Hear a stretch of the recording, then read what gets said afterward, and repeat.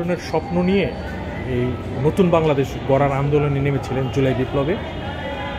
তো এই স্বপ্ন কতটুকু বাস্তবায়নের দিকে এগিয়ে যাচ্ছে, মানে অথবা স্বপ্ন বাস্তবায়ন হচ্ছে কিনা, আপনারা কি আসলে দেখতেছেন? আমরা তো আসলে আন্দোলনে নামছিলাম শুরুতে কোটা সংস্কার নিয়ে, একটা মানে অযাচিত অযৌক্তিক নিয়ম, যার জন্য মেধাবী যারা তারা একটা বৈষম্যের শিকার হচ্ছে।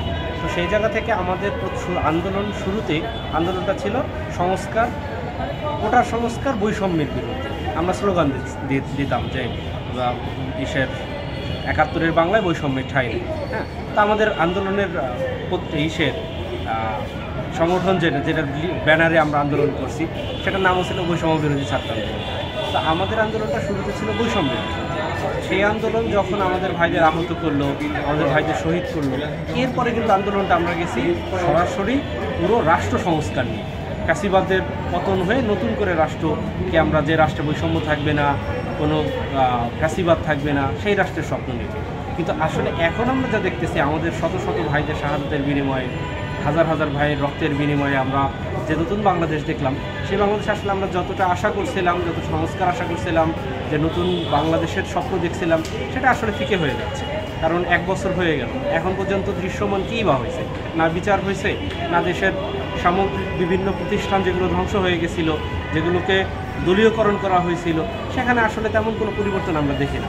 এখনও সেই আমলাদের মধ্যে যারা লিডিং সচিব পদমর্যাদার যারা আছে, বেশিরভাগই আগের আমলে বা ফ্যাসিবাদের আমলে সুবিধাভোগীরা, বা বিভিন্ন রাষ্ট্রের বিভিন্ন বড় পর্যায়ে যারা, সবাই ফ্যাসিবাদের আমলের সুবিধাভোগীরাই।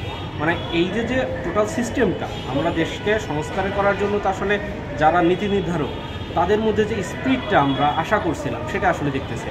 তা আসলে আমাদের মধ্যে যতটা স্পিরিট ছিল, যে আশা নিয়ে, যে আকাঙ্ক্ষা নিয়ে আমরা এই আন্দোলনে নামলাম, রক্ত দিলাম, সেই আকাঙ্ক্ষার বিন্দুমাত্র প্রতিফলন, আমি বলবো 10% প্রতিফলন আমরা পাচ্ছি না। আমরা যা আশা করছিলাম তো 10% আমরা পাচ্ছি না, দেখতে পাচ্ছি না। তো এখন কি হওয়া প্রয়োজন? আমি প্রয়োজন বলতে আসলে তো একটা দেশ, যে দেশের বিভিন্ন প্রতিষ্ঠান নষ্ট হয়ে গেছে, ধ্বংস হয়ে গেছে, সেটাকে আসলে তো আমূল পরিবর্তন করা প্রয়োজন। কিন্তু সেটা তো আসলে হচ্ছে না। তারপরে একটা গড়পড়তাও যদি হতো, তাও আশা করা যেত। যেমন ধরেন আজকে পুলিশ ফোর্স, অনেকে বলতেছে পুলিশ ফোর্স টোটালি বাদ দিন, কিন্তু এটা তো আসলে সম্ভব না। দেশের আইন শৃঙ্খলা পরিস্থিতি তো মানে বহাল রাখতে হবে, ভালো রাখতে হবে।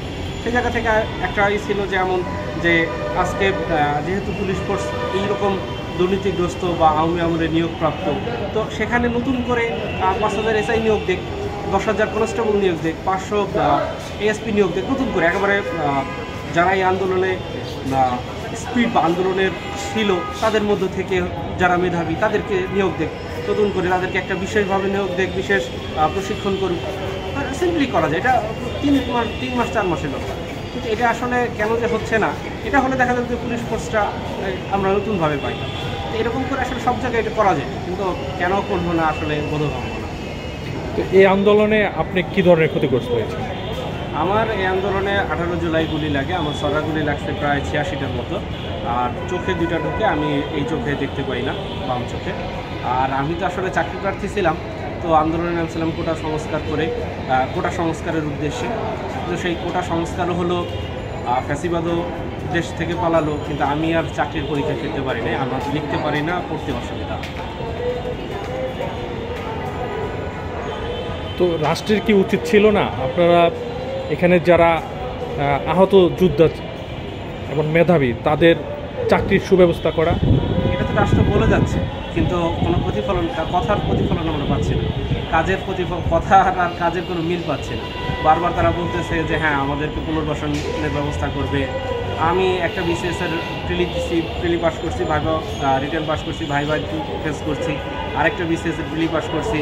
এখন আমার আর কি যোগ্যতা প্রমাণ দিতে হবে? কিন্তু রাষ্ট্র তো আমার সাথে যোগাযোগ করে না। এখন রাষ্ট্র তো বলতেছে যে আমাদের পুনর্বাসন করবে যারা হতো, কিন্তু পুনর্বাসনের ওই মুখের কথা পর্যন্ত, এখন কিন্তু কাজের আমরা কোনো প্রতিফলন পাই। আপনারা তো বৈষম্যের শিকড় উৎপাটনের জন্য আন্দোলনটা করেছিলেন, এখানে কি বৈষম্য দূর করা গেছে বাংলাদেশ থেকে? কিছু কিছু ক্ষেত্রে গেছে, এবং আমি দেখি যে অধিকাংশ ক্ষেত্রে যায় না। যেমন আমরা যে রাজনৈতিক সিস্টেমের মধ্যে ছিলাম, সেই ঘুরে ফিরে সেই রাজনৈতিক সিস্টেমকে আমাদের ফেস করতে হচ্ছে।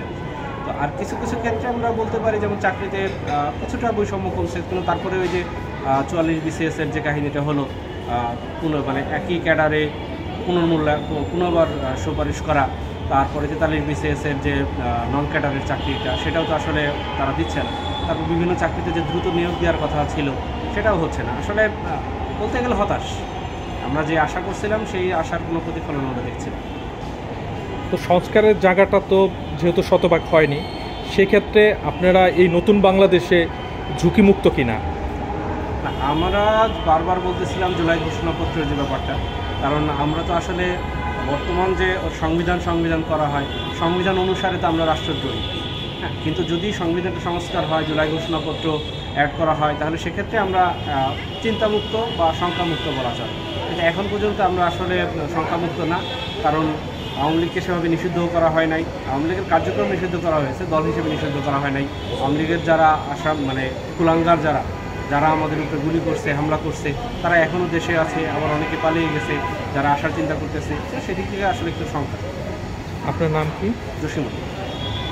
ঢাকা ভার্সিটির কোন বিভাগে আছেন? আমি ঢাকা ইউনিভার্সিটি রাষ্ট্রবিজ্ঞান বিভাগ থেকে গ্রাজুয়েশন শেষ করেছি। আমি চাকরি প্রার্থী ছিলাম, এখন তো আর চাকরি প্রস্তুতি নিতে পারতেছি। আপনার বাড়ি কোথায়? দেশের বাড়ি? সংসারে কে কে আছে? আমার ফ্যামিলিতে আমি সবার ছোটো, বাবা মা ভাই বোন সবাই আছে। তো আপনার বাবার স্বপ্ন পূরণের জায়গাটা কতটুকু? আমার বাবা তো আসলে সারা জীবন স্বপ্ন দেখছে। আমি পরিবারের সবার ছোট, একমাত্র ঢাকা ইউনিভার্সিটি, আত্মীয় স্বজনের মধ্যেও আমি একমাত্র ঢাকা ইউনিভার্সিটি। তো সবার একটা স্বপ্ন ছিল আমি আজও কালো BCS ক্যাডার হব, এবং আমি সেই পথেই ছিলাম, সেই ট্র্যাকেই ছিলাম। BCS-এর রিটেন ছিল সামনে, প্রিলি পাস করছি, রিটেন ছিল, কিন্তু সেটা তো আর আসলে হলো না। আমার বাবা এখন আক্ষেপ করেন যে আমাদের স্বপ্নটা আসলে শেষ হয়ে গেছে। তো এই বাংলাদেশের নতুন প্রজন্ম সম্বন্ধে কিছু বলবেন কিনা? নতুন প্রজন্ম যারা এই আন্দোলনে ছিল তাদের প্রতি আমার একটাই অনুরোধ থাকবে যে আবু সাঈদের সেই বিখ্যাত কথাটা, যতদিন বাঁচবো মেরুদণ্ড সোজা করে বাঁচব। তো আমি নতুন প্রজন্মকে বলবো, মেরুদণ্ড সোজা করে বাঁচো ভাই। আমরা সেই আগের সেই ফ্যাসিবাদী রাজনীতিতে আমরা আর ফিরবো না। সেই প্রচলিত যে রাজনীতি, যেটা আমাদের মেরুদণ্ডকে শেষ করে দেয়, আমরা সেই রাজনীতিতে আর ফিরবো না। তোমাদের জন্য শুভকামনা এবং দোয়া রইল, আমার জন্য দোয়া রইল। আপনার জন্য শুভকামনা রইল স্বদেশ টেলিভিশনের পক্ষ থেকে। ধন্যবাদ।